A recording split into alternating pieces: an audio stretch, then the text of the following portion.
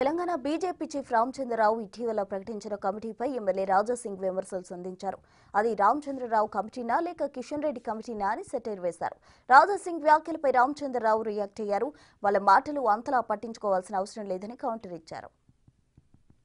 10 నుంచి 12 మందికి మీరు ఒక్కటే పార్లమెంట్ నుంచి పదవులు ఇస్తున్నారు. అదేవిధంగా మళ్ళా రూరల్ అవసరం లేదా? అక్కడ ఎంతమందికి ఇస్తున్నారు పోస్టులు? నేను మా కార్యకర్తల గురించి నేను మాట్లాడుతున్నాను. అసలు ఇది రామచంద్రరావు గారు వేసిన కమిటీయా లేక మా కిషన్ రెడ్డి గారి ఆదేశం పైన కమిటీ వేసినారా? ఇదే కదా నా క్వశ్చన్. ఇది బీజేపీ మార్కు. రామచంద్రరావు మార్క్ లేదు, ఎవరు మార్క్ లేదు, బీజేపీ మార్క్, అంతే, యూత్ మార్క్. విమర్శలు చేసేటోళ్ళు చేస్తూనే ఉంటారు. మనం అన్నిటికీ మనం ఆన్సర్ చేయాల్సిన అవసరం లేదు కదా. చాలామంది రకరకాల మనుషులు ఉంటారు, రకరకాల కామెంట్లు ఉంటాయి. అన్ని కామెంట్లకు మనం శక్తి చేసుకుంటూ పోతే ఎట్లుంటుంది? ఇవన్నీ waste. BJP BJP team BJP, ఇది తెలంగాణ టీం బీజేపీ రాబోయే రోజుల్లో ఇదే టీము అధికారం తీసుకొస్తుంది. అది పొరపాటు. అందరూ అభిప్రాయం తీసుకున్నాం, అందరి అభిప్రాయం నేను తీసుకున్నాను, మా పార్టీ నాయకులు తీసుకున్నాను. ఇది అందరి అభిప్రాయం తీసుకువచ్చారు. అది ఎవరైనా బయట అనుకుంటే మన దానికి నేను జవాబుదారి కాదు. ఎమ్మెల్యే రాజాసింగ్ మరోసారి హాట్ కామెంట్స్ చేశారు. తెలంగాణ బీజేపీ స్టేట్ కమిటీపై ఆయన అభ్యంతరం తెలిపారు. తెలంగాణలో బీజేపీని నాశనం చేయడానికి కుట్రలు జరుగుతున్నాయన్నారు. కేంద్ర మంత్రి కిషన్ రెడ్డి పార్లమెంట్ స్థానం నుంచి కమిటీలో 12 మంది సభ్యులు ఉన్నారని ఆయన ఆరోపించారు. బీజేపీ స్టేట్ కమిటీతో ఎమ్మెల్యేలు సంతృప్తిగా ఉన్నారా? ఈ కమిటీతోనే మీరు ఎలక్షన్లో గెలుస్తారని కిషన్ రెడ్డిని ప్రశ్నించారు. మరోవైపు కిషన్ రెడ్డి రాజీనామా చేసి మళ్లీ గెలవాలని సవాల్ విసిరారు రాజాసింగ్. తెలంగాణ స్టేట్ కమిటీ మీరు డిక్లేర్ చేసినారు. ఆ స్టేట్ కమిటీలో నేను కొన్ని వ్యక్తులని నేను ఐడెంటిఫై చేసినాను. వాళ్ళకి నేను గుర్తు కూడా పడతా.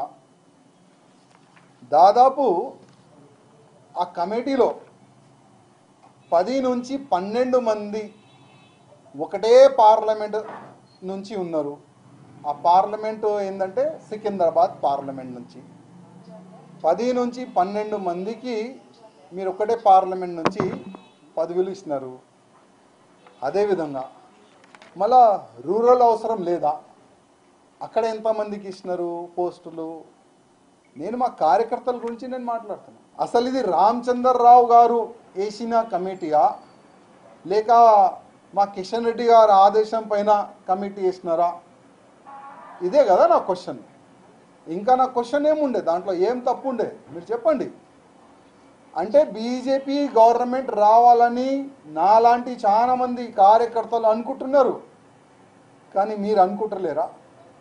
అసలు ఈ కమిటీతోని మీరు బీజేపీ గవర్నమెంట్ తెలంగాణలో తీసుకొని వస్తారా? కొద్దిగా చెప్పండి. ఒకవేళ నెక్స్ట్ ఎన్నికల్లో ఇదే కమిటీతోని మీరు తెలంగాణలో బీజేపీ గవర్నమెంట్ తెచ్చుకున్నారంటే నేను రాజకీయ సన్యాసం తీసుకుంటాను. నాకు అందరూ ఫోన్లు చేసి, వాళ్ళు దగ్గరున్న మనుషులు ఫోన్ చేసి అంటున్నారు, అన్నా మీరు గతంలో ఏ మాట అన్నారు కదా, ఇవాళ అదే నిజం అవుతుంది. ఇవాళ మొత్తం బీజేపీని డమ్మీ చేయడానికి, పార్టీని సర్వనాశం చేయడానికి చాలా భయంకరమైన కుట్రలు చేస్తున్నారు అని కార్యకర్తలు బాధపడి నాకు ఫోన్ చేస్తున్నారు. ఇవాళ నేను అడుగుతున్నా, మా డీకే అరుణ గారు కానీ, ధర్మపురి అరవింద్ గారు కానీ, విశ్వేశ్వర్ రెడ్డి గారు కానీ, జి నాగేష్ గారు కానీ, రఘునందన్ రావు గారు కానీ, ఈటెల రాజేందర్ గారు కానీ, మా ఎమ్మెల్యేస్ కానీ ఎవరైనా ఈ కమిటీతోని సాటిస్ఫై ఉన్నారా? సార్, ఇప్పుడు నేను కాంగ్రెస్లో వెళ్ళలేను, బీఆర్ఎస్లో వెళ్ళలేను, ఏ సెక్యులర్ పార్టీలో వెళ్ళలేను. ఎందుకంటే హిందుత్వం మొత్తం నిండి ఉన్నాయి కదా, వేరే పార్టీ మ్యాచ్ కాదు. అందుకోసం నేను వెయిటింగ్. కానీ వెళ్ళే ముందు నేను ఇక్కడ చేస్తున్న అన్యాయం గురించి కేంద్రం అధికారులకి, మా అధికారులకి చెప్తాను.